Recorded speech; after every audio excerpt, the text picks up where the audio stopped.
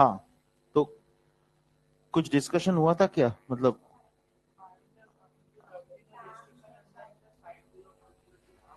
Examples of restriction endonuclease के बारे में बात करनी है ना। দুটো বলেছিলাম, हाँ आजा।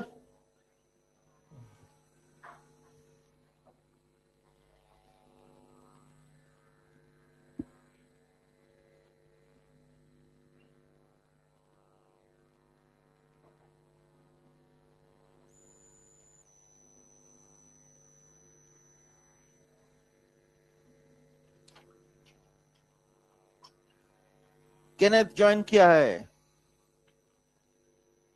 और ठंडा का मौसम चला गया। चलो एवरीवन, गुड मॉर्निंग।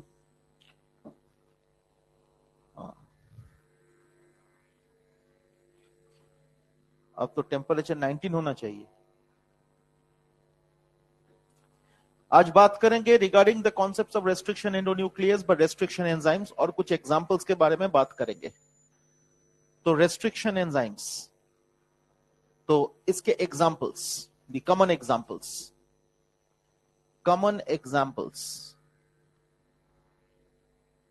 तो common examples of restriction enzyme में सबसे पहले आएगा ALU।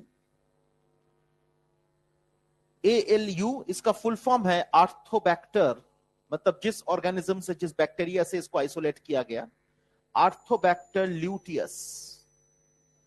आर्थोबैक्टर ल्यूटियस, है ना। अच्छा, वो सब बता दिया था ना, रेस्ट्रिक्शन एंजाइम का डिस्कवरी, मिथाइलेज एक्टिविटी, वो सब तो बता दिया था। अच्छा, तो आर्थोबैक्टर ल्यूटियस, इसका जो क्लीविंग साइट्स है AGCT, सो AGCT, एंड इसका क्लीविंग साइट है ये, this is the cleaving site. ठीक, so it gives you product, इसका जो प्रोडक्ट आएगा वो है AGTC, triple bond double bond, plus CTGA, double bond triple bond, है ना। ये फॉर्मेशन है। चलिए नेक्स्ट एग्जांपल पे चलते हैं, जिसका नाम है BAM-H1। BAM-H1 आपको पता है कि इसमें PBR 322 में भी BAM-H1 का साइट है। तो BAM-H1 इसका full form bacillus एमाइलोलिक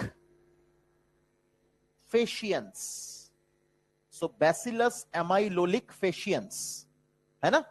And H is the strain and 1 is the number of the restriction endonuclease that was isolated in lab for Bacillus amyloidosis patients. तो इसका जो सीक्वेंस है that is GGATCC, GGATCC, है ना। so GGATCC,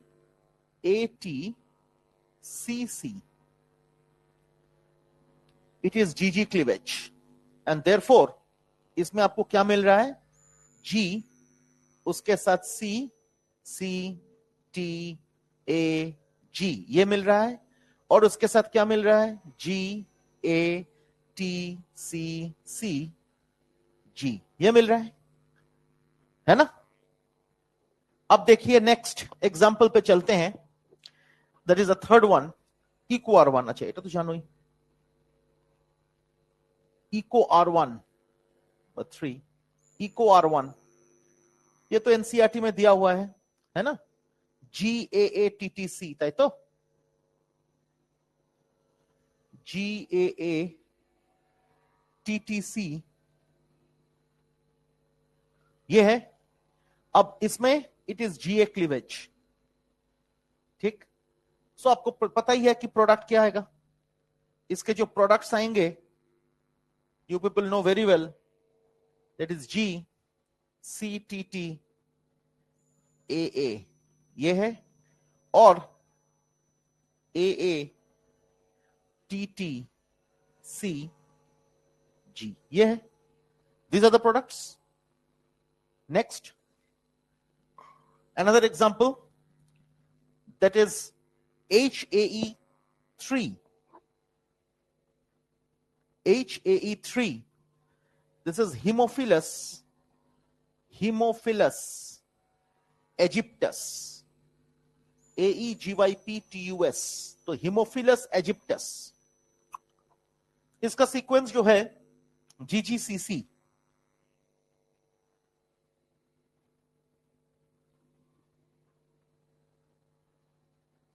इसमें GC cleavage.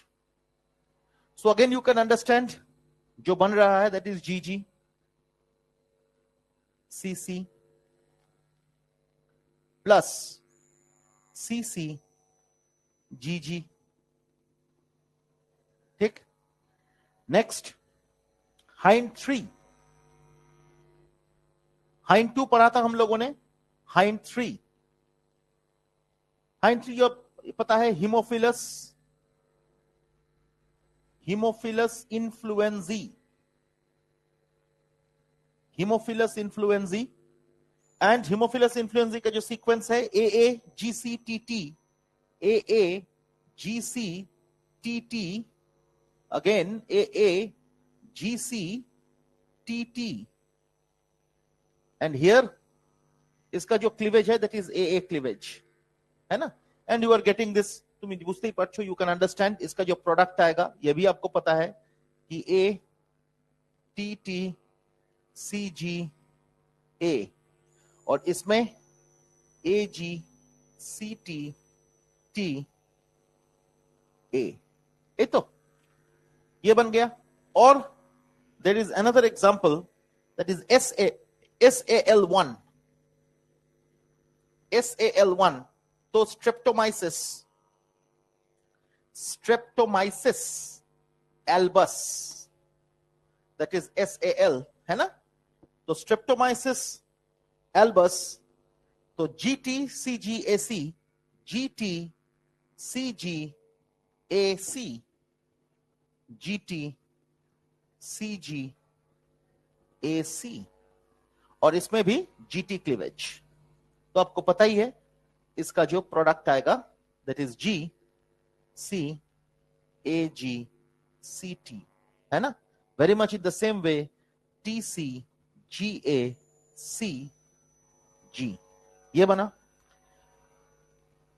तो normally जो जो रेस्ट्रिक्शन एंडोन्यूक्लियस हम लोग यूज करते हैं for biotechnological processes as molecular scissors और DNA स्कैल्पेल और genetic scissors, those restriction endonucleases, है ना, those restriction endonucleases, याद रखिएगा, they will cleave at palindromic sequences। एक restriction endonuclease है जो कि नॉन पैलिंड्रोमिक सीक्वेंस पे क्लीव करता है, दैट इज EcoR2, बट वो हम लोग आंसर में कंसिडर नहीं करेंगे। कुछ दिन पहले भी एक कोटा का एग्जाम हुआ था, उसमें मैंने कॉन्फ्रंट किया था, लेकिन उनका कहना भी सही है कि जनरली जो भी यूज करते हैं हम लोग, उसमें तो हम लोग वो यूज नहीं करते। So it's better not to write the exception, उस एक्सेप्शन के आधार पे आंसर ना करना ही बेहतर है। समझ में आ गया। और कुछ कुछ चीज हम लोग हम कहेंगे आपको, जैसे कि जो जो रेस्ट्रिक्शन एंडोन्यूक्लियस PBR 322 को क्लीव कर रहा है, हर एक रेस्ट्रिक्शन एंडोन्यूक्लियस को हम लोग पढ़ेंगे, हर एक रेस्ट्रिक्शन एंडोन्यूक्लियस को हम लोग पढ़ेंगे जो जो PBR 322 को क्लीव कर रहा है। तो उसमें से एक रेस्ट्रिक्शन एंडोन्यूक्लियस जिसका नाम है, देखो उसका फुल फॉर्म पढ़ेंगे लेकिन उसका क्लीविंग साइट्स नहीं पढ़ेंगे, जैसे कि CLA, है ना, CLA1 तो छिलो ना, CLA1, तो C इज कैरियोफेनॉन लैटम, याद रखना है इस बैक्टीरिया का नाम। नेक्स्ट PST1, तो दिस इज प्रोविडेंशिया स्टुअर्टी,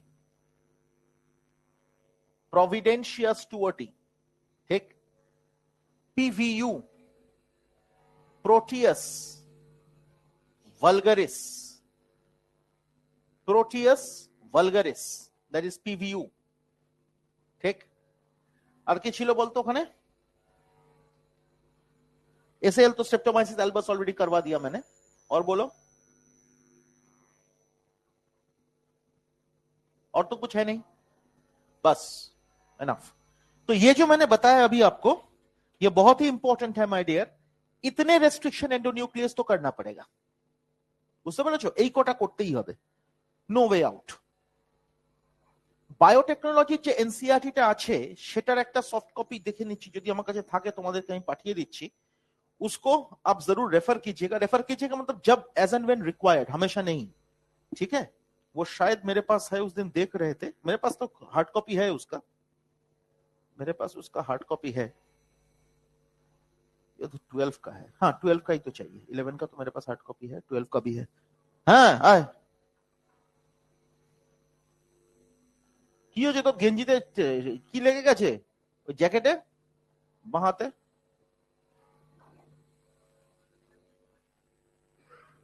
ये मैं आप लोगों से शेयर कर देता हूं, এটা তোকে শেয়ার করব কি জানো, কার নাম্বার আছে আমাকে পাঠা। কোথায় পাঠিয়েছো? আচ্ছা, আসেনি। আসেনি তো? हाँ ओ,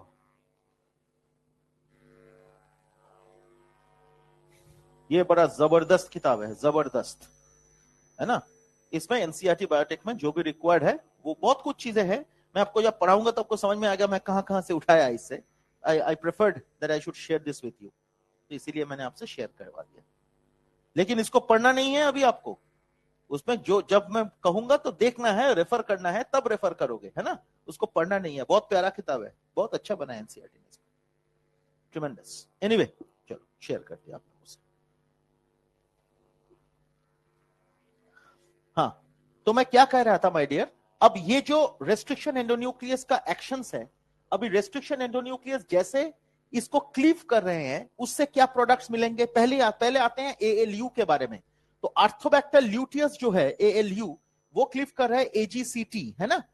तो एजीसीटी जो क्लीव कर रहा था वो तो इसमें जब क्लीव कर रहा था इस पॉइंट पे जीसी क्लीवेज था, तो उस पॉइंट पे दो चीज बना था, एक था एजी, एक था टीसी, ये बना था, प्लस क्या बना था सीटी, उसके साथ था जीए। उस दिन मैंने आपको पढ़ाया था कि restriction endonuclease will cleave the phosphodiester linkages only, मैंने ये बताया था आप लोगों को। तो याद रखिएगा, restriction endonuclease cleave the phosphodiester linkages only. Am I clear? तो इसमें देखो दो प्रोडक्ट जो बना है, ये दो प्रोडक्ट कैसा है, how this two product look. These are blunt ends, हम लोगों को पता है दीज आर ब्लंटेंट्स। सो इस ब्लंटेंट का ब्लंटेंट और सपोज इसको कंसीडर करें, एसएल को कंसीडर करें, तो एसएल क्या प्रोड्यूस कर रहा है, these are स्टिकिएंट्स।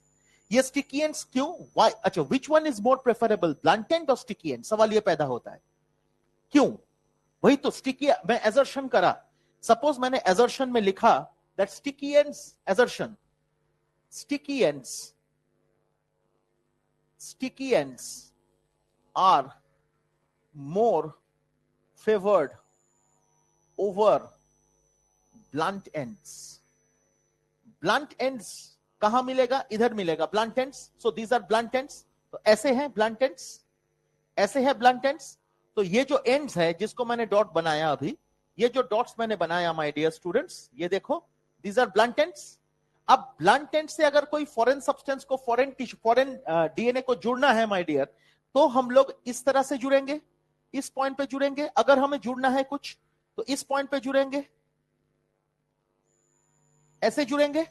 So this is associating only on the basis of phosphodiester linkages. Blunt and से जब हम लोग जुड़ रहे हैं किसी चीज को, किसी फॉरेन डीएनए को, तो वो केवल फॉस्फोडाइएस्टर लिंकेजेस पे डिपेंडेंट है। लेकिन स्टिकी एंड्स पे हम लोग अगर जुड़ेंगे माय डियर, तो इस पे अगर एक फॉरेन डीएनए को हम लोग जोड़ रहे हैं तो कैसे जोड़ेंगे, इस पे हम लोग बात करें, सपोज दिस वन जीसी और एजीसीटी, तो इसमें अगर हम लोग कुछ फॉरेन डीएनए को जोड़े तो मान के चलिए वो फॉरेन डीएनए क्या होना चाहिए, suppose the foreign DNA can be T C G A C G T etcetera, and the corresponding one जो भी आएगा इस पे लगा दे, इसको इस तरह से 1 2 3 4 1 2 3 4। सो हियर आप मान के चलो इसको टी जी सी ए, है ना, इसको हम लोग जोड़ सकते हैं माय डियर, इसको हम लोग इस पे जोड़ सकते हैं। तो इस पे देखो हाइड्रोजन बॉन्ड के ऊपर भी डिपेंडेंट है एंड फॉस्फोडाइएस्टर से भी डिपेंडेंट है। कॉन्सेप्ट क्लियर हो गया? तो हम लोग अगर इसको जोड़ेंगे my dear by using the enzyme DNA ligase, हम लोग अगर जोड़ेंगे by using the enzyme DNA ligase, तो क्या जुड़ेगा? देखिए जरा, जी सी ए जी सी टी, और इसके साथ देखिए माय डियर स्टूडेंट, जी के साथ जुड़ा T C G T, T C G T होगा, फिर टी नहीं ए होगा, ठीक है, तो अच्छा ए है ना। उसके बाद देखो ए सी जी टी है ना, और टी जी सी ए। अब देखिए मस्त बन गया। सो इस पे यूनिकनेस क्या है माय डियर स्टूडेंट्स? यूनिकनेस ये है, the foreign DNA is inserted into it. Foreign DNA is inserted into it based on two bonds. Number one, the hydrogen bond. Number two, the phosphodiester bonds. तो phosphodiester bond एक जगह इधर, ये एक जगह इधर, and the hydrogen bonds all are involved. ये जो hydrogen bonds है all are involved, है ना बेटा? All these hydrogen bonds are involved. Am I clear? So all these hydrogen bonds are involved. तो sticky end पे हम लोग जब जुड़ रहे हैं तो the association or linking of a foreign DNA is based both on hydrogen bonds and phosphodiester bonds.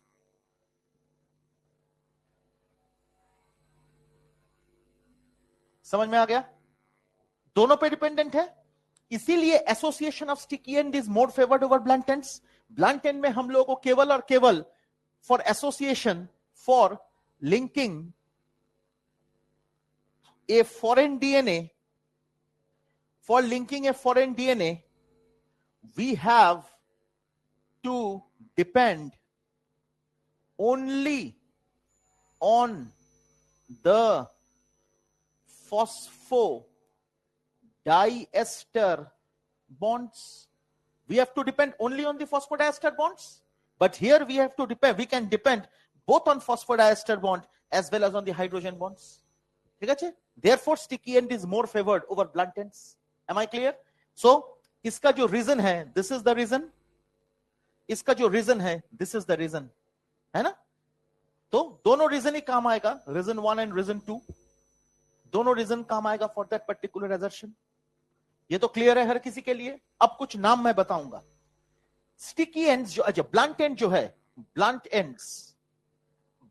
Ends are also called flush ends. Again NCERT biotech, blunt ends are also called flush ends, FLUSH. Am I clear? Next, sticky ends. They are also called cohesive ends or asymmetric ends or staggered ends. ठीक? और इसको हम लोग कहते हैं hanging strand. इसको हम लोग हैंगिंग स्ट्रैंड क्यों कहते हैं my dear? Why do we call it hanging strand? अच्छा, इसको कहते हैं नॉन कोहेसिव एंड। इसको नॉन कोहेसिव भी कहते हैं। नॉन कोहेसिव एंड क्यों? बिकॉज उस तरह का हाइड्रोजन बॉन्ड से जुड़ना नहीं होता है ना, विद द फॉरेन डीएनए, इसीलिए नॉन कोहेसिव। लेकिन इसको कहते हैं स्टिकी एंड और कोहेसिव एंड और एसिमेट्रिक एंड और स्टैगर्ड एंड और हैंगिंग स्ट्रैंड। हैंगिंग स्ट्रैंड কেন? যখন এটা তৈরি হচ্ছে, let's consider why hanging strand. देखो इसको, अगर इसको हम लोग कंसीडर, इसको नहीं मतलब किसी भी इसको कंसीडर करो, फॉर एग्जाम्पल इको R1 या किसी को उठाओ ना इधर से, suppose this one TC, TC GAC और ये G, ये है, तो इस पे तो कोई बॉन्ड्स नहीं है, तो ये क्या कैसा रहेगा? This will appear like this, so this will appear like this CG, है ना, and the strand falls like this. Am I clear? और उसमें आप कर सकते हो, देखो AGCT, बिकॉज कोई तो बॉन्ड नहीं है, तो ये हैंग कर जाएगा, therefore it's called the hanging strand. So this is the reason for it being called hanging strand. Am I clear? कोई दिक्कत नहीं। तो sticky ends and blunt end के बारे में जो भी हम लोगों को कहना था वो सब कह दिया मैंने, ठीक है। रेस्ट्रिक्शन एंडोन्यूक्लियस को लेके, एग्जांपल्स से लेके, स्टिकी एंड और ब्लंट एंड का बेनिफिट जो भी है सब हम लोगों ने कहा। अभी तक हम लोगों ने अप्रोक्सीमेटली 900 रेस्ट्रिक्शन एंडोन्यूक्लियस को आइसोलेट किया है out of 230 strains of bacteria. ये तो एनसीईआरटी का स्टेटमेंट है, ये भी आपको पता है, ये डिस्कशन भी हो चुका है। और हाइन 2 में there are 6 recognition sequences. Normally recognition sequence कितना है? 4 to 6 एनसीईआरटी में लिखा हुआ है, बट मैंने कहा कि एनसीईआरटी बायोटेक में लिखा हुआ है it is always less than 10, ये भी कहा मैंने, ठीक। कोई दिक्कत तो नहीं है किसी को? ঠিক আছে তো? এখানে क्वेश्चन भूल হলে থাপ্পড় মারবো গালে, ठीक। इसका फोटो ले लीजिए, इसका क्वेश्चन में गड़बड़ होगा ना तमाचा मार देंगे एकदम। एक क्यों आछो बाबू, क्यों आछो गो, একটুখানি তুই একটু কালি ভরে দিতে বলতো 10 ফোঁটা।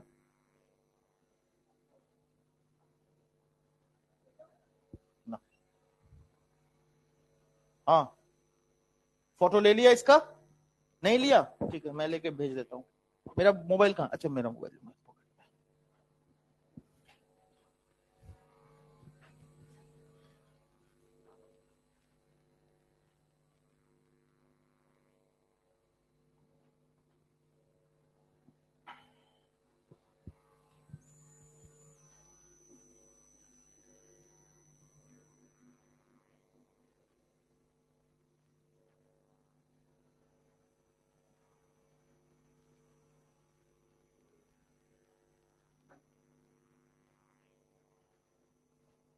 हम्म,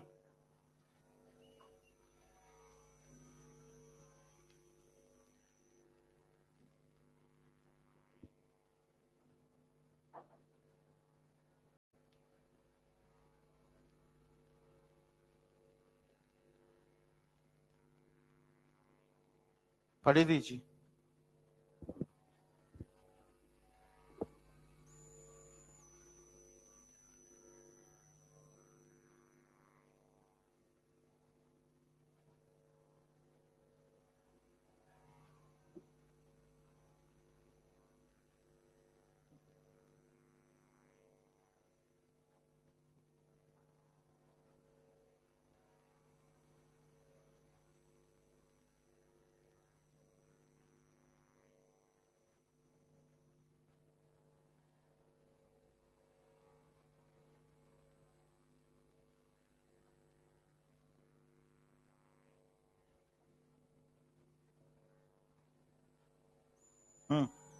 चलिए डन हो गया इसको।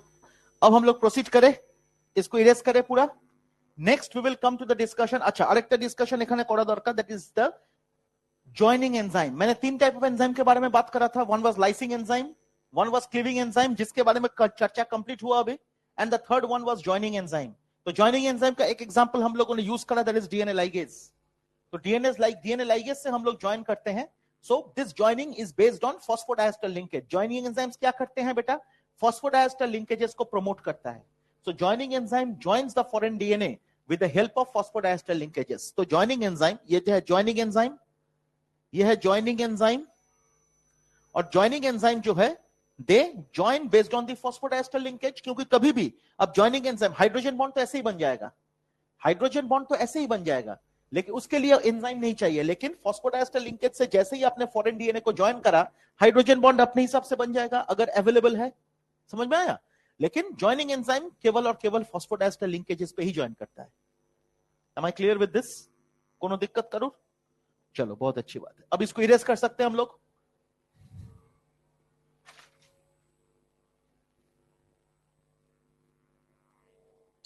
Next, we will come to another very, very important tool, perhaps one of the most important tool, and that important tool is called vectors. ठीक है? That important tool is called vectors. तो चलिए हम लोग बात करेंगे vectors के बारे में।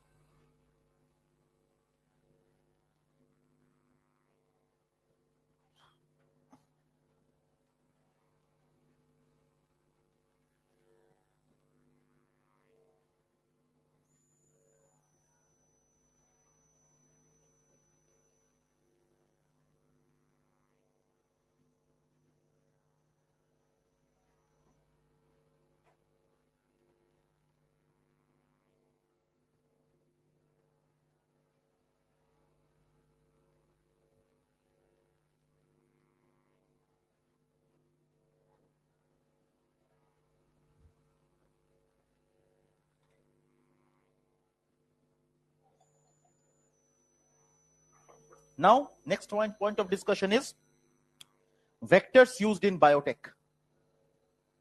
Vectors used in biotech.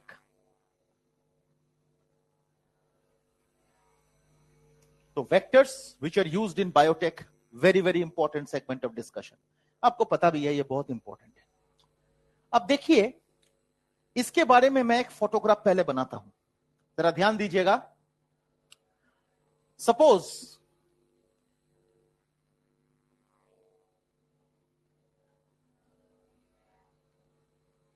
है ना, अ पर्सन, ठीक, ये एक टैक्सी बुलाया, एक टैक्सी बुलाया. बुलाने के बाद ये बंदा जो है ये टैक्सी पे चढ़ा.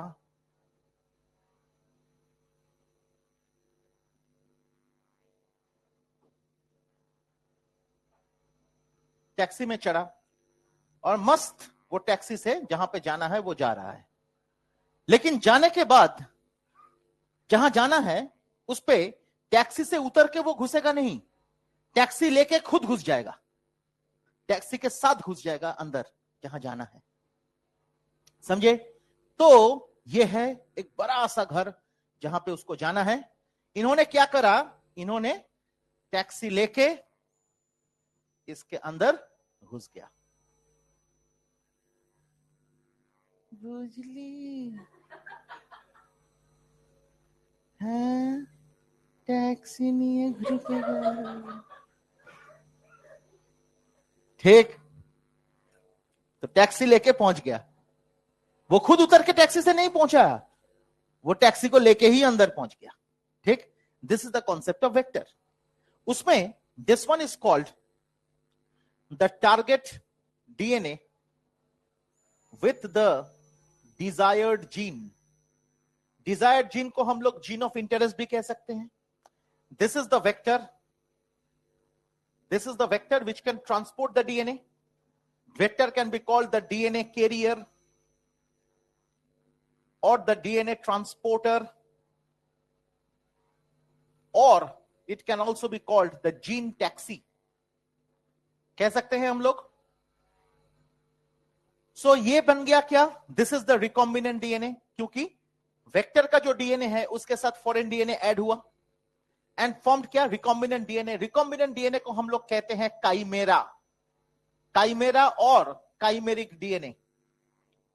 Chimeric DNA, chimera is a French, एक एनिमल है जो कि ब्लेंडेड एनिमल है ना. बॉडी माने उसका सुर क्या कहते हैं इसको, सिर है लायन का और बॉडी है गोट का. So that is called chimera. बुझते পেরেছো? মাইথোলজিতে, फ्रेंच मिथोलॉजीতে আছে.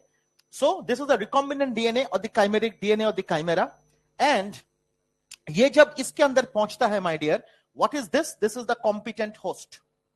Who is the competent host? It will give a favorable environment for the DNA to multiply. Competent host is what? It will give a favorable environment for the DNA to multiply. So competent host will provide a favorable environment for the DNA to multiply.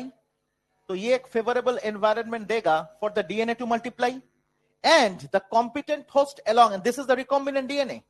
This is the recombinant DNA. The competent host along with the recombinant DNA दोनों मिलके क्या बना दिया? अब ये जो introduction हुआ, recombinant DNA जब competent host के अंदर पहुंचा, this mechanism is called transformation. This mechanism is called transformation, and therefore this is called the transformant. So which is the transformant? The competent host. The competent host plus the recombinant DNA. Got my point? This is called the transformant.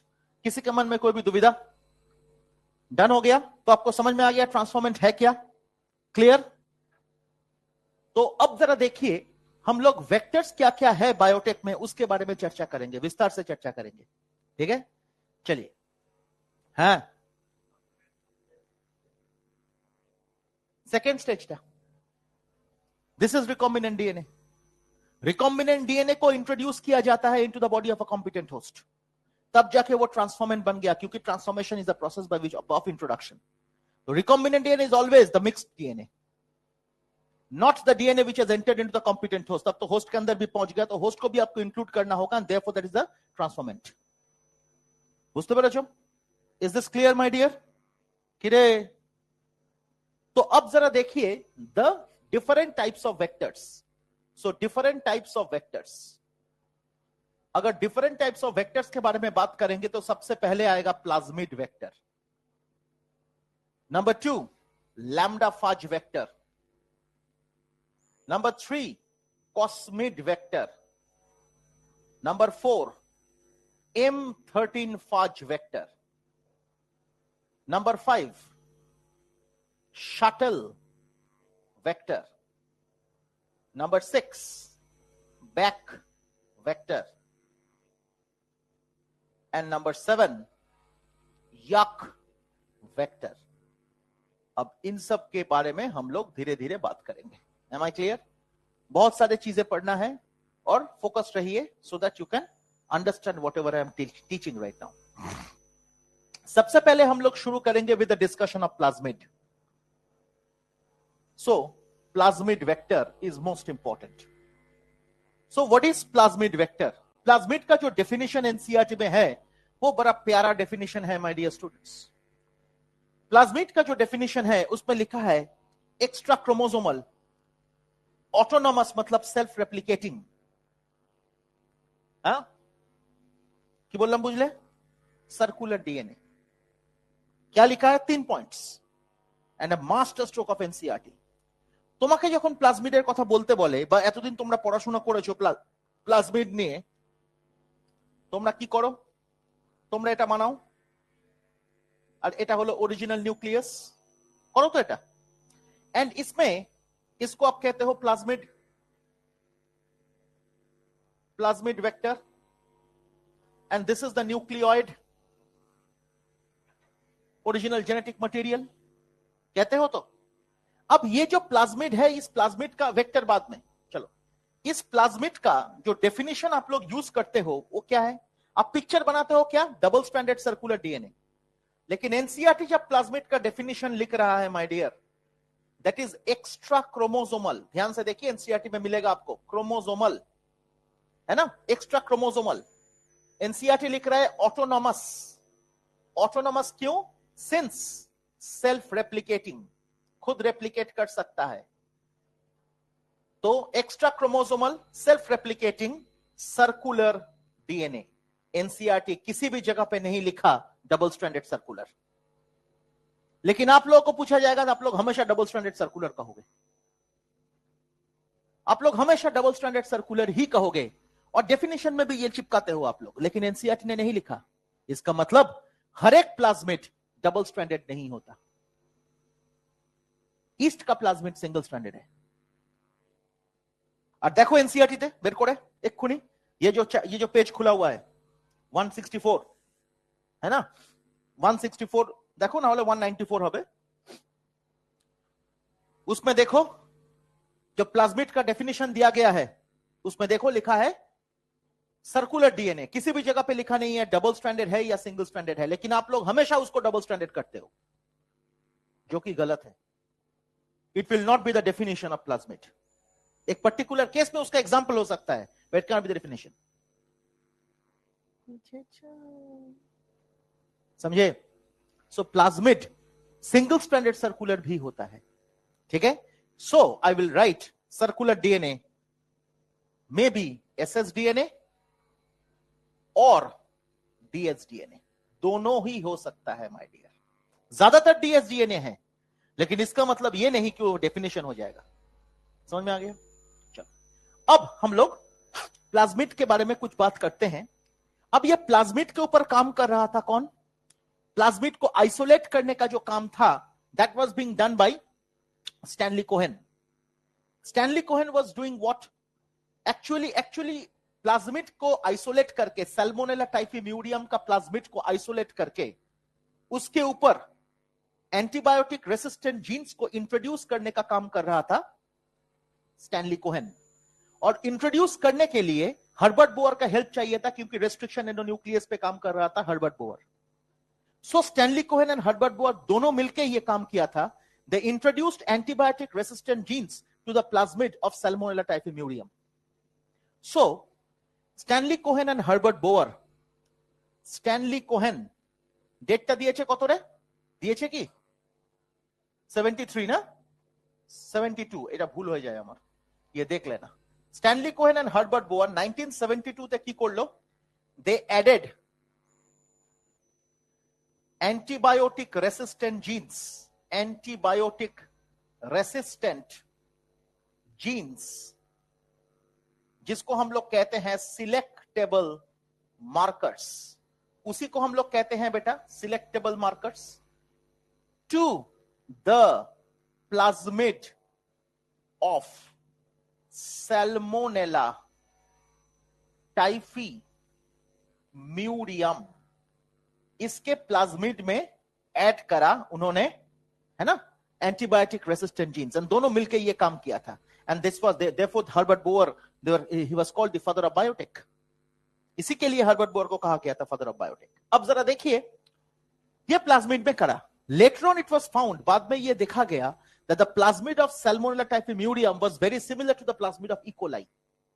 और इसीलिए due to its ready availability we use the plasmid of E. coli more commonly. So later on it was found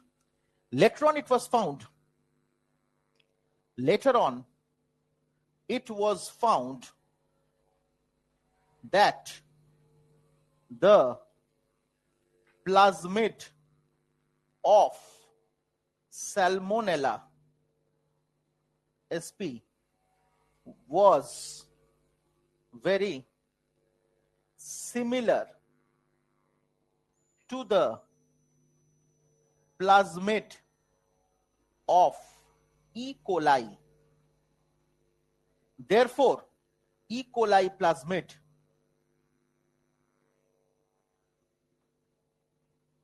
were commonly used. ठीक, E. coli plasmid were commonly used. अब जरा देखिए my dear students, तो Salmonella typhimurium का plasmid similar रहा with E. coli. अब E. coli का plasmid, चलो हम लोग शिफ्ट करते हैं to the discussion on the plasmid of E. coli. चलिए डिस्कशन करते हैं. Let's talk of the plasmid of Escherichia coli. अब ये प्लाज्मिड ऑफ एस्चेरिशिया कोली के बारे में अगर आप बात करोगे, लुक हियर, ये प्लाज्मिड है, ये न्यूक्लियोइड है, ताई तो. नाउ ये जो प्लाज्मिड है, this plasmid can be of two types. This plasmid can be of two types. Number one, the native plasmid. What do you mean by the native plasmid? Native plasmid का मतलब है non-recombinant plasmid. Non-recombinant plasmid. इसका मतलब क्या है? Non-recombinant plasmid मतलब original plasmid. Original जो plasmid था E. coli का, वो प्लाज्मिड के बारे में हम लोग बात कर रहे हैं. That is the non recombinant plasmid और the native plasmid. NCERT word use कर रहा है native plasmid. Am I clear? इसका मतलब original plasmid of E. coli. इसका मतलब ओरिजिनल प्लाज्मिड जो था ऑफ E. coli. इसके बारे में एनसीईआरटी ने क्या लिखा? जबरदस्त स्टेटमेंट पेज नंबर 199 में लिखा हुआ है ना, जो क्लीविंग ये 199 बोल रहा हूं तो मैंने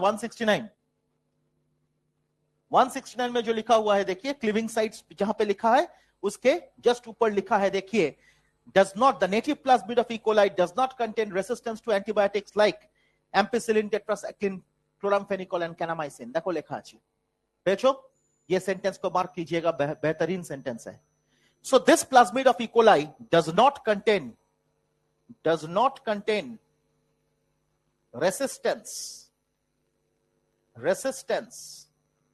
to antibiotics like ampicillin, tetracycline, chloramphenicol, and kanamycin. NCERT का लाइन, यह है पहला feature of native plasmid of E coli. इसका फीचर्स के बारे में बात हो रही है. यह है पहला feature of the native plasmid of E coli. Second feature NCERT में लिखा नहीं है. सेकंड फीचर एनसीईआरटी उसमें लिखा हुआ है बायोटेक में. दैट इज, इसमें और क्या है? They contain genes, they contain, but these contain genes for the fertility factor. They contain genes for the fertility factor, है ना, जिसको F कहते हैं, कैपिटल F. तो ये जीन है उसके पास. ये आपने पढ़ा है, कहां पढ़ा है? बैक्टीरियल कॉन्जुगेशन में. ব্যাকটেরিয়াল কনজুগেশনে পড়েছিলে, মনে আছে? কনজুগেশন টিউব দিয়ে যেটা পাস করছে ফার্টিলিটি ফ্যাক্টর, এক से दूसरे में चला गया, याद है? কনজুগেশন, ব্যাকটেরিয়াল কনজুগেশনে দেখবে ফার্টিলিটি ফ্যাক্টর এরকম ভাবে ছিল. Suppose this is the bacteria, suppose this is the bacteria, এখানেই করছি, দেখতে হবে তো? হ্যাঁ, suppose this is the bacteria, there is another bacteria, याद है? अब ये प्लाज्मिड खुल गया, ये खुल के इधर से इधर चला गया, एक और डीएनए इधर पहुंच गया. याद है ये फोटोग्राफ? बैक्टीरियल कॉन्जुगेशन में आप लोग इसको कहते हैं F+. पहले क्या था? ये F+ और ये F-. क्योंकि ये F+ क्यों था? बिकॉज इसमें डबल स्ट्रैंडेड सर्कुलर ये था. इसमें से एक खुल के इधर चला जाएगा, फिर ये प्लस हो जाएगा. ये पढ़ा था ना, फर्टिलिटी फैक्टर कहते हैं. मैंने कभी एक सवाल पूछा था इंटरव्यू में कि इसको प्लाज्मिड अगर प्रेजेंट है तो उसको F+ क्यों लिखते हैं? P+ लिखना चाहिए था. तो पर्सन कुड नॉट से मी कि ये that is the fertility factor, इसीलिए F+. तो एनीवे, तो they contain the genes for the fertility factor F+. बुझते पेरेছো? अब जरा देखिए थर्ड, एक और पॉइंट इसमें रहेगा my dear students. That is, ये जो प्लाज्मिड है, अच्छा इसको इरेज करे जरा, इसको मुझे नहीं चाहिए. ये जो प्लाज्मिड है, दिस प्लाज्मिड ऑल्सो कंटेन, ये जो प्लाज्मिड है, नेटिव प्लाज्मिड मान के चलो इसको. Let's consider this is the native plasmid of E coli. Let's consider this is the native plasmid of E coli. तो ये जो इकोलाई का नेटिव प्लाज्मिड है माय डियर, इसमें मैंने क्या कहा? एक तरफ आपको कहा कि fertility factor is present, so this is the F, है ना, the presence of the fertility factor, F factor gene है. तो ये प्रेजेंट है, मैंने कहा आपको. इसके साथ साथ there is another presence, that is LAC-Z gene, right, which will synthesise the enzyme beta galactoside, as आपको पता है. And after that there is yet another gene which is also called green fluorescent gene. समझे? ये gene के बारे में आपके NCERT में नहीं है, एनसीईआरटी बायोटेक में है. ठीक? And remember my dear, green fluorescent gene and LAC-Z gene, these are complementary genes. और अगर मैं किसी को कॉम्प्लीमेंटरी जीन्स कहूंगा तो कॉम्प्लीमेंटरी जीन्स का मतलब क्या हो गया? What is the meaning of the word complementary genes? They can express. दोनों को डोमिनेट होना पड़ेगा तभी जाके दोनों ही एक्सप्रेस करेगा. कोई एक अगर डोमिनेंट नहीं है, तो दोनों ही एक्सप्रेस नहीं करेगा. So both have to dominate in order to express. Complementary genes का मतलब है both the genes have to dominate.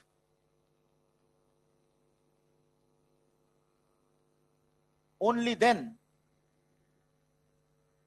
both genes can express.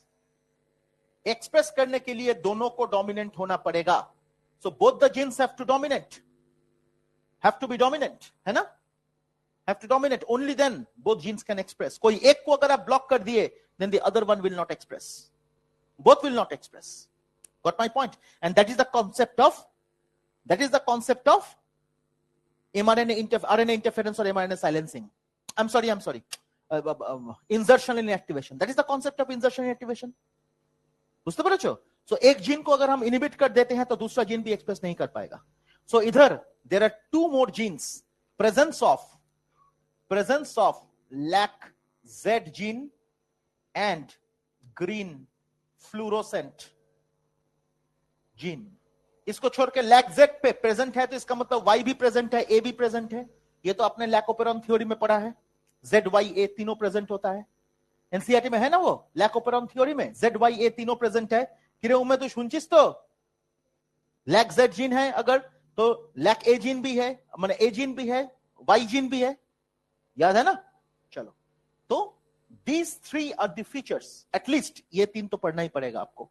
These are the three features of the native plasmid of E. coli. Am I clear? And let me tell you my dear students, एक vector के बारे में हम लोगों ने already बात करा, back vector. Back vector का full form bacterial artificial chromosome, and this back vector का एक एग्जांपल होता है the native plasmid of E coli.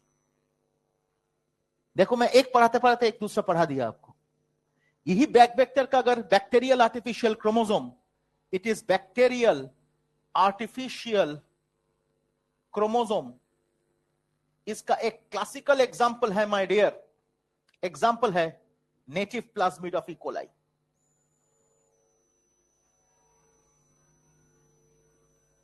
समझे? और एक पॉइंट है, they can carry, BAC vector use होता है क्यों? Because they can carry genes up to 500 kb in size. KB माने kilo base, kilo base not byte. तो they can carry genes, these can carry genes, these can carry genes up to 500 kb in size। kb मतलब kilo base, so they can carry genes up to 500 kb in size। kb मतलब kilo base. am I clear up to this? ঠিক তো, कोई दिक्कत नहीं। গরম লাগছে কেন, ওটা চলছে না এটা কি হচ্ছে বলতে? ও মোডটাই তো চেঞ্জ করে রেখেছে। কে রে, মোড চেঞ্জ করেছিস তুই না? चामड़ा तुले देबो। मोड ही चेंज है, इतना गर्मी लग रहा है मुझे। एक করেছে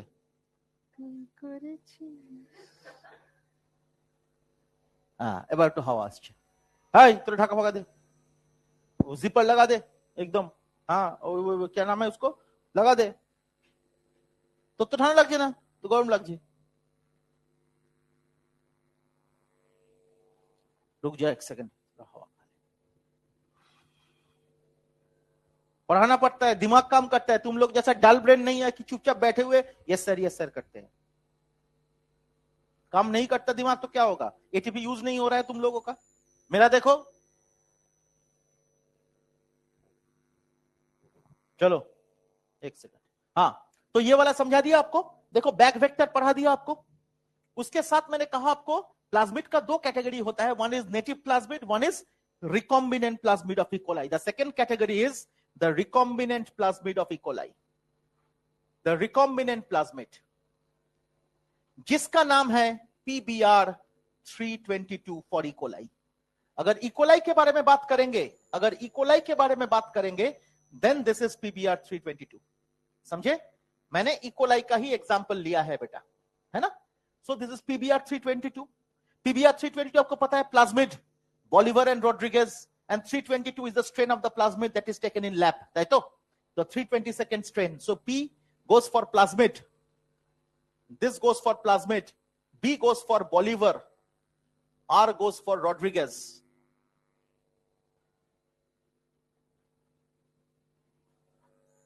ठीक है ना? R goes for Rodriguez। So PBr 322 is the recombinant variety of the plasmid of E. coli। Clear? अब हम लोग बात करेंगे my dear students, इसको ध्यान से आपने देख लिया। अब PBr 322 का जो फोटोग्राफ है, वो फोटोग्राफ आपके दिमाग में, जहन में बैठना चाहिए। और इसमें हम लोगों ने क्या करा? Here we introduced antibiotic resistant genes, which are nothing but the selectable markers,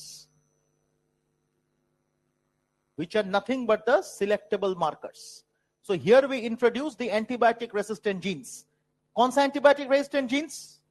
For ampicillin and tetracycline। और एनसीईआरटी में लिखा है, देखो कैपिटल R लिखा हुआ है ना। So those are resistant varieties। और ये जो स्ट्रक्चर है, this is the recombinant variety of the plasmid of E coli. उसमें और एक चीज आपको देखना पड़ेगा माय डियर, ये जो पीबीआर 322 अगर ये है तो एम्पिसिलिन रेसिस्टेंस, टेट्रासाइक्लिन रेसिस्टेंस तो एनसीईआरटी में है। उसके साथ देयर इज, अब देखिए इस पे there is an ori site and there is another rop site. So here is ori site and here goes the rop site. So this is the rop site and ये है ओरिसाइट। तो इसके बारे में हम लोगों को बात करनी है माय डियर स्टूडेंट्स। ओरिसाइट के ऊपर बात करनी है बेटा, एक इंपॉर्टेंट डिस्कशन है माय डियर स्टूडेंट्स।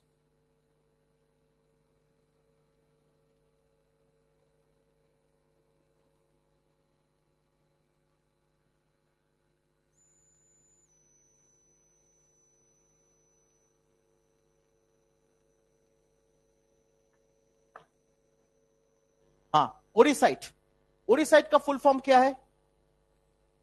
ओरिसाइट का फुल फॉर्म है ओरिजिन ऑफ रेप्लिकेशन साइट। अच्छी बात है, ओरिजिन ऑफ रेप्लिकेशन साइट। तो ओरिजिन ऑफ रेप्लिकेशन साइट के लिए एनसीईआरटी नीट का क्वेश्चन क्या हो सकता है? दो क्वेश्चन है जो कि इंपॉर्टेंट है माय डियर। एक question that is foreign DNA को जब हम लोग इंट्रोड्यूस करते हैं वो हम लोग ओरिसाइट पे ही इंट्रोड्यूस करते हैं। ये एनसीईआरटी का लाइन है और ये क्वेश्चन नीट का सवाल है। सो ओरिसाइट से जो सवाल पूछा जाता है my dear, foreign DNA is always introduced into the orisite for replication or multiplication, whatever you say, क्योंकि origin of replication,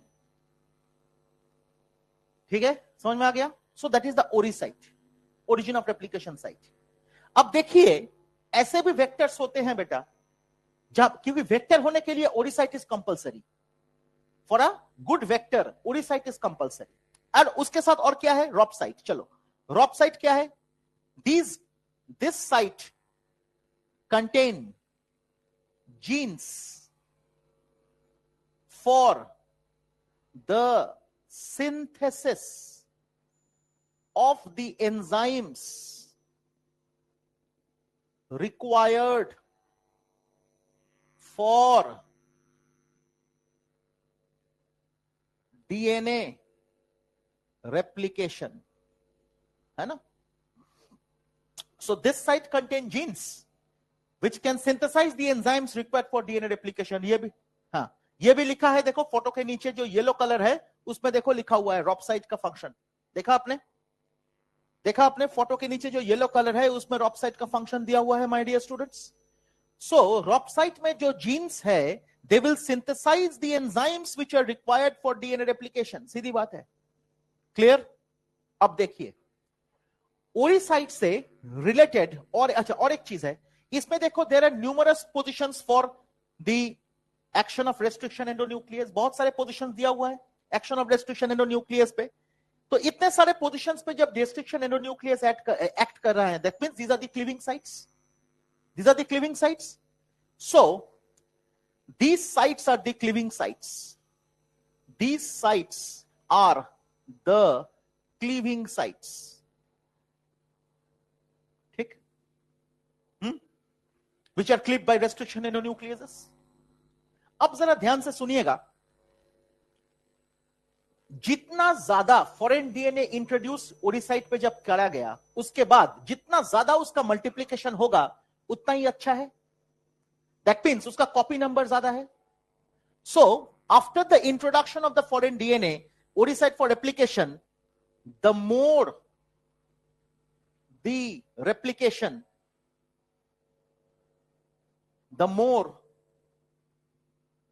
is the gene multiplication. The more is the replication, the more is the gene multiplication, and therefore the greater is the copy number. The greater is the copy number, है ना? Copy number उतना ज्यादा है। So what are the features of an ideal vector? अगर हम लोग ये सवाल पूछे आपसे तो एक चीज आपको बताते हैं, features of ideal vector। तो ideal vector का features क्या है? So features of an ideal vector. तो features of an ideal vector, ये जो है इसके बारे में अगर हम लोग बात करें तो features of an ideal vector में क्या क्या पॉइंट्स होंगे. Number 1, they should have a high copy number. Number 1, they should have a high copy number. Number 2, they must have ORI sites. They must have ORI sites. है ना? Number 3, they must have cleaving site, but the number of cleaving sites should be less. NCERT ते लिखे preferably 1. Cleaving site में देखो लिखा है the number of cleaving sites should be less, preferably 1. Masterpiece. लेकिन PBR 322 को हम लोग इसलिए we cannot consider PBR 322 to be an ideal vector. हम लोग इसको ideal vector consider नहीं कर सकते because the number of cleaving sites are more than 1. So the number of cleaving sites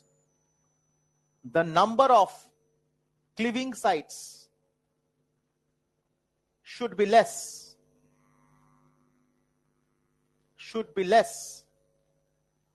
preferably 1.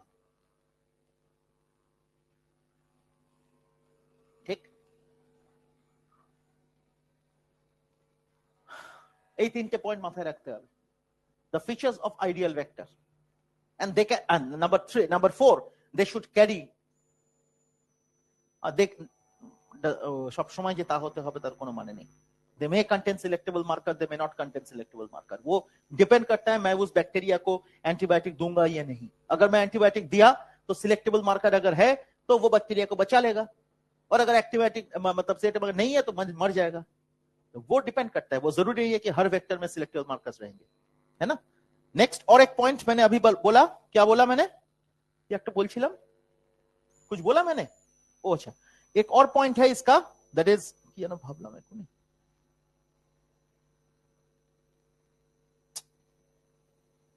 अरे अभी सोचा. आइडियल वेक्टर में हाँ, ओडी साइट बताया मैंने, हाई कॉपी नंबर बताया, cleaving site should be, oh they should carry large segment of DNA. They can carry, they should carry, they should have the ability, they should have the ability to carry large DNAs containing desired gene.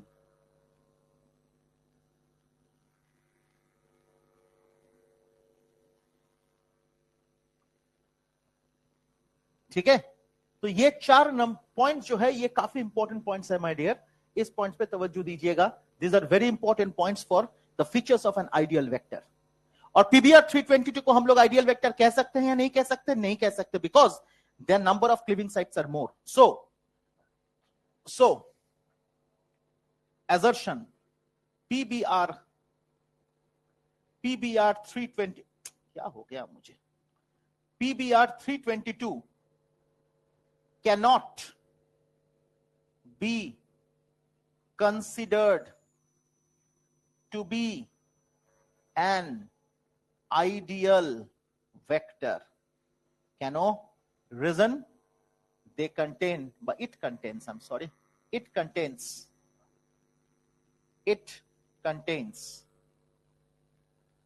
multiple cleaving sites.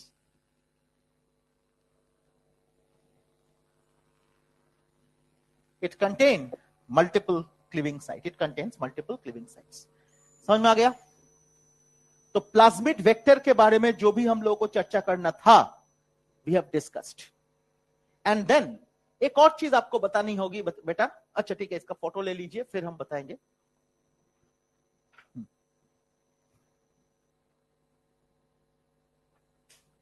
ओ अच्छा, मुझे ही तो लेना पड़ेगा.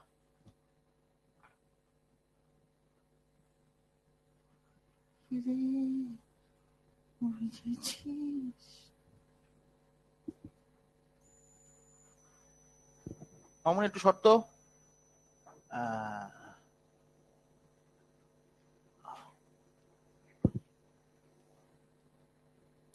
কি Caterpillar, কি খবর?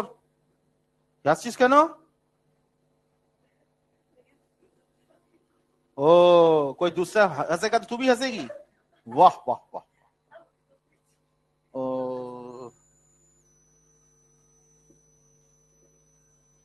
क्यों हंस रही है? कोई दूसरा हंस रही है इसलिए ये भी हंस रही है। हाँ, कुछ नहीं।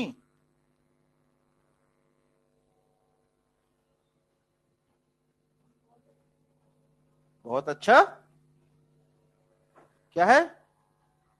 सुनाई नहीं दिया। बदमाशी कर रहा है, बहुत मार मारेंगे। हो गया, मैंने भेज दिया। ओ ये ना हंसছে। तो देखो, हंसने का रीजन भी हम है।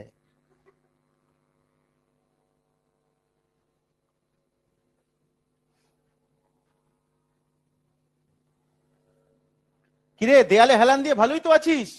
हाँ,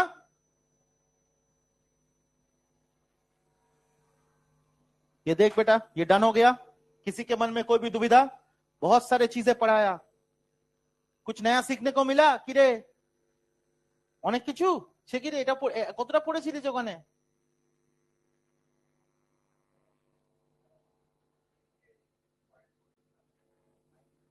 এখানে এটা অ্যাড হয়েছে।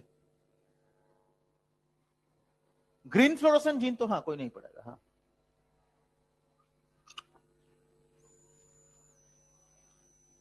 अच्छा ठीक है, चलो हम लोग शुरू करें।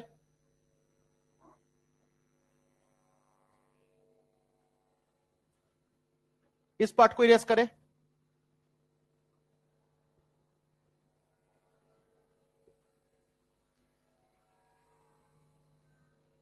বেশি পড়াই না তো বল, বেশি পড়িয়েছি? ওই জন্য আমি বেশি পড়ালাম। বেশি পড়ানো পছন্দ করি না, आई डोंट लाइक। मैं तो कम कम पढ़ाता हूं, তাই তো?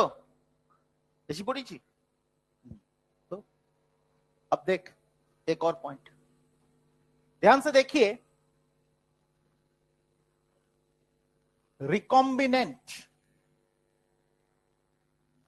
and non-recombinant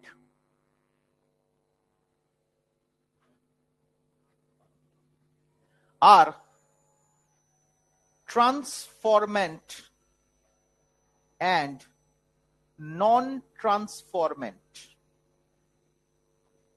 इन दोनों को डिफरेंशिएट, ये क्वेश्चन है, ये बहुत बार ये क्वेश्चन आता है माय डियर। तो ट्रांसफॉर्मेंट एंड नॉन ट्रांसफॉर्मेंट जरा देखिएगा माय डियर स्टूडेंट्स ध्यान से। ट्रांसफॉर्मेंट बनाते हैं जहां पे मैंने फॉर ये antibiotic, for example antibiotic resistant genes introduce करा,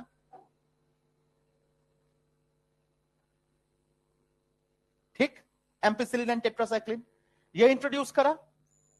so this is the transformant variety, ताई तो? Whereas when I'm talking of the non-transformant, we did not introduce the antibiotic resistant gene. So here only the native plasmid is present. अगर मैं E. coli को सोचता हूं, if this is the E. coli, तो सोचिए transformant में antibiotic resistant genes are present, non transformant gene में absent है। So we can differentiation is based on the presence or absence of selectable markers, है ना? तो selectable markers present है या absent है, वो determine करेगा कि is it a transformant or a non transformant। my dear students, जब तक हम एक बैक्टीरिया के अंदर प्लाज्मिड को इंट्रोड्यूस नहीं करेंगे तब तक मुझे इफेक्ट नहीं समझ में आएगा। इसीलिए ट्रांसफॉर्मेंट में हम लोगों को बैक्टीरिया को कंसीडर करना पड़ता है। কি বললাম বুঝতে পারলে? क्योंकि কোনো একটা জিন एक्सप्रेस তখনই করবে, तभी जाके वो एक्सप्रेस करेगा जब वो किसी ऑर्गेनिज्म के अंदर है, नहीं तो एक्सप्रेस करे कैसे करेगा? ठीक, कोई दिक्कत किसी को? रे बुझली? अब देख, how a recombinant can be differentiated from a non recombinant. इस पे अगर हम लोग चर्चा करें बेटा, then again let me do like this. So this is the recombinant DNA. Here is the recombinant DNA. Let's consider this is the recombinant DNA. I am talking of the DNA now. I am not talking of the cell. When I am talking of transformant, I am talking of the cell. When I am talking of the DNA, I am talking of the recombinant DNA. Right? And non-recombinant DNA is this one. This is the non-recombinant DNA.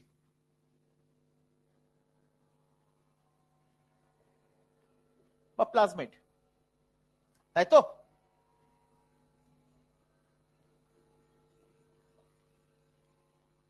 ठीक ठीक. Now इसमें क्या है? Non recombinant plasmid में क्या था? ध्यान से देखिएगा. There was LAC-Z gene. LAC-Z gene. There was green fluorescent gene. তাই তো? বুঝতে পারলে? LAC-Z, green fluorescent gene, दोनों प्रेजेंट है. ताई तो? So in a non-recombinant plasmid, LAC-Z gene, since it is present and they are both expressing themselves, माने both dominant, therefore it will produce beta galactosidase. This is the enzyme. This is the enzyme. Am I clear? Now, this is अच्छा, इसमें क्या करा हम लोगों ने? Here we introduced, इसमें क्या करा हम लोगों ने? We introduced a foreign gene to mask the effect of Z gene. इसमें हमने एक foreign gene introduce करा, Z gene के effect को block कर दिया. Therefore, this is not synthesizing beta galactosidase. Right? So, this is does not synthesize beta galactosidase enzyme. समझ में आया? Hopefully ये clear हो गया for each one of you, my dear students. इतना तक. अब देखिए माय डियर, अब देखिए, इसको हमने एक्स गैल नाम के क्रोमोजेनिक सब्सटेंस से ट्रीट किया. इसको भी हमने एक्स गैल से ट्रीट किया. ये due to the presence of beta galactosidase it will give blue colour. In presence of beta galactosidase enzyme. समझे? But this will be colorless. Right? Therefore,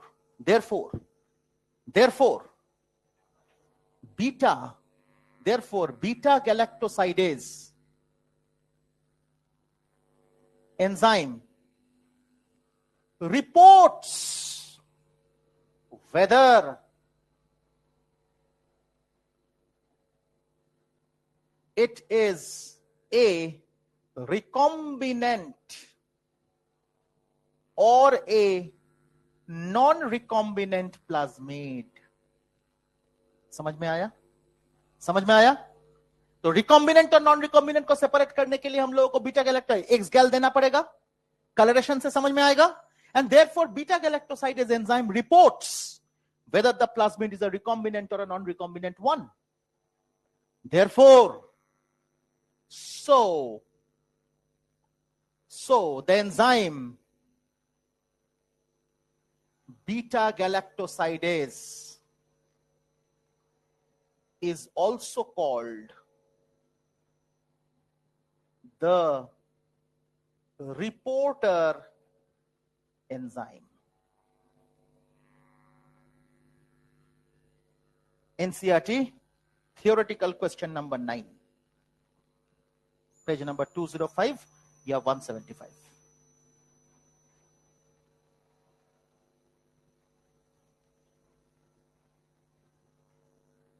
समझ में आया?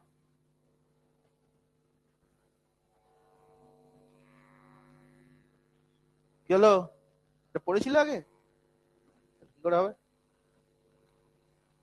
ठीक है, किसी के मन में कोई भी दुविधा?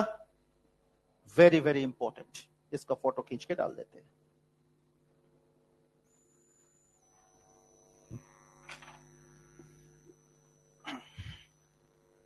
নতুন কিছু পাওয়া গেল? এই কোশ্চেনটা পড়েছিলিস আগে? কেন পড়িসনি? আজ তো বইতেই দেখিসনি? চোখে কি নেবা হয়েছে? দেখিসনি কেন?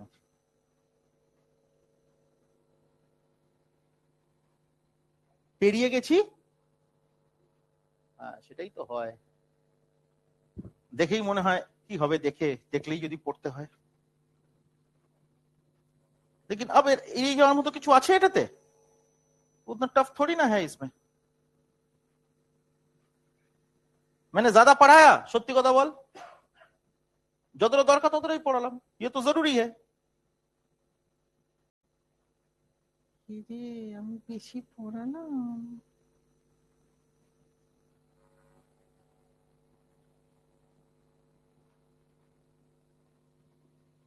পাঠিয়ে দিচ্ছি। ক্যাটারপিলার, ঠিক করে পড়াশোনাটা কর, ফাঁকিবাজি করিস না। এখান থেকে ওকেশন মানে জ্ঞান দিচ্ছিস।